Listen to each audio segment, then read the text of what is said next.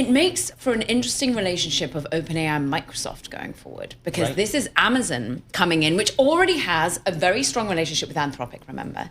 And we've seen a lot of crossover of big strategic investors and venture capitalists in putting money into both key frontier labs. What's interesting in this agreement is not only the whopping scale of money, 50 billion is going to be coming from Amazon. Now, we don't quite know if that is pure cash or actually whether it's more in cloud costs that just get sucked up by Amazon instead, or indeed whether it's GPUs and chips.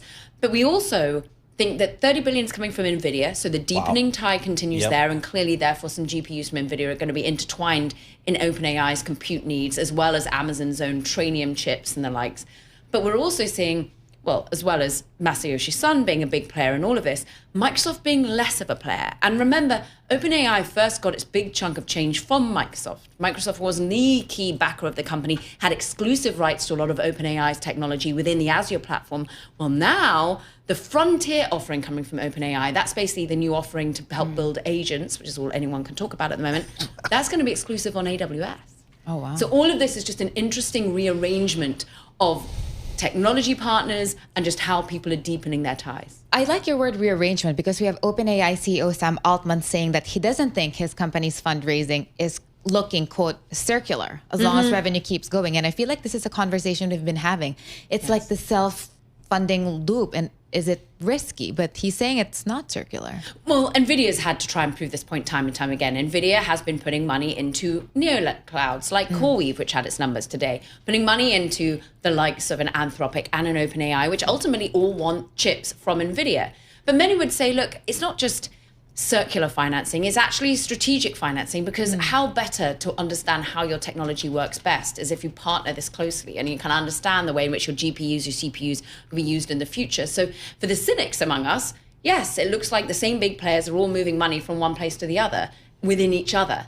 But for perhaps the more practical, it's like, well, who else has the cash pile to be able to continue to build the flywheel effect of generative AI here at the moment? And OpenAI has an enormous amount of compute needs. That's what they keep saying time and time again. Sarah Fryer is the CFO, Sam Altman is the CEO, saying the thing that's holding back our revenue, and remember they guided us to a new kind of revenue stratosphere of 280 billion by next year.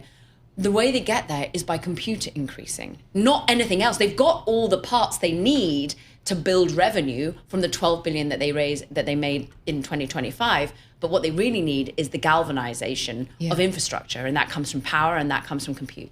I mean, OpenAI says ChatGPT has more than 900 million weekly active users, more than 50 million consumer subscribers, and more than 9 million paying business users that rely upon ChatGPT. That's deployment.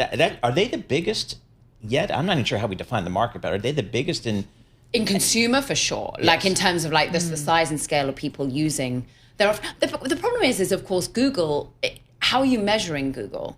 Many would say, like, is it the person my mum who goes onto Google search and gets an AI overview? Or is it someone who downloads the Gemini app and uses it in a distinct kind of model? So there's two ways in which you can compare and contrast. But certainly OpenAI has beaten out Anthropic from how many people are using their standalone application. 900 million is a huge amount. But from an enterprise perspective, many would say Anthropic has led the charge there. And that's why OpenAI has really been doubling down on this agentic focus. And AWS is going to be core to that, putting it within Bedrock. There's also a headline from Anthropic. They're refusing the Pentagon's latest contract terms. They want to limit surveillance and autonomous weapons. Are those reasonable asks for a company supplying AI to the military? The military would say no.